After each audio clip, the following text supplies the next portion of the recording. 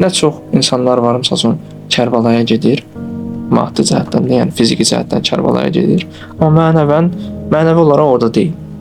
Nə çox insan var ki, gedə bilmir. İndi müəyyən maddi səbəblər olur ki, o maddi səbəblərdən dolayı İmam Hüseynin və yaxud da İmam Rızanın, Peyğəmbərin ziyarətinə gedə bilmir. Amma mənəvi olaraq həmişə onların yanındadır. Mən adətən qabaq belə düşünürdüm ki, mənə ziyarət qismət olmayanda deyirdim ki, mən günahkaram, o görə də Allah Taala və yaxud da İmam Hüseyn, Peyğəmbər mənə dəvət eləmir.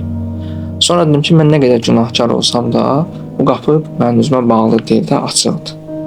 Yəqin mən onları layiqincə sevmirəm. Ona görə gedə bilmirəm. Bir müddətdən sonra bildim ki, yox, mən də sevgi varımdır, az da olsa sevgi varımdır. Bəs məsələ nədir? Məsələ maddi səbəblərdir. Və tarixdə bunun nümunəsini həmişə axtarırdım ki, görəsən həqiqətən də həm Peyğəmbər ona sevir və həm də qarşı tərəf onu sevir, Peyğəmbəri sevir. Amma görüş baş vermir. Bunun nümunəsi var. Mən həmişə bunu axtarırdım və tarixdə Üveys Qarani haqqında qarşıma çıxdı ki, o Peyğəmbərin görüşünə getmək istəyirdi və Peyğəmbər də onu daim görmək istəyirdi. Amma müəyyən maddi səbəblər bunlardan maneə yaradırdı. Görüşə bilmirdilər. Hətta bir dəfə görüşmək istəyirdilər, amma görüşə bilmədilər də. Amma hər ikisi də bir-birlərinin həddindən artıq çox istəyirdilər. Xüsusən Peyğəmbər həmişə Yəsribə baxardı, deyərdi ki, buradan Üveys Qarani iyi gəlir.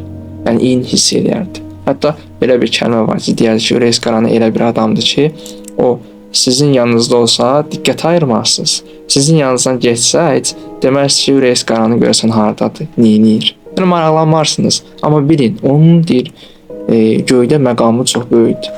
Mələklər o çox diqqət edir. Baxırsan, maddi səbəblər onları görüşdə bilmədi. Üveys Qarani Peyğəmbəri görmədən iman gətirdi, amma görüşə bilmədi. Amma bir-birlərini çox istəyirdi. Bəzən yəni olur ki, maddi səbəblər bizi ziyarətgahlardan uzaq salır. Amma mənəvi olaraq biz onları gedib ziyarət edə bilərik. Biz onları görə bilərik. Amma mənəvi yola çıxmaq lazımdır.